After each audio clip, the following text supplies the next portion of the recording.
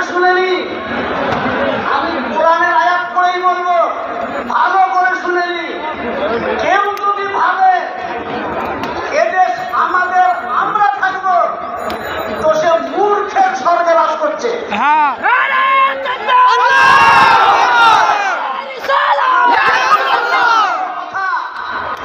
ইংরেজের কাছ থেকে আমার বুজুর্গানের দিন যারা ভারতকে স্বাধীন করেছেন, তাদের কবর ভারতের মাটিতে আছে।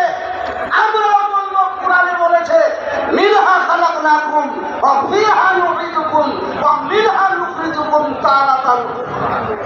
এই মাটিতে জন্ম নিয়েছি, এই মাটিতেই মরবো, এই মাটিতেই কবরে থাকবো, এই মাটি থেকেই আল্লাহর কাছে হাসরের ময়দানে যাবো ইনশাআল্লাহ।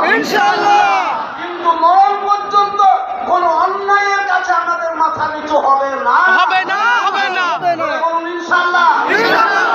এবার আমি বলছি, ওই যে গদিতে বসে স্বপ্ন দেখছো, ফেরাউনও দেখেছিল, মুসা এসে এক মুহূর্তে শেষ করে দিল।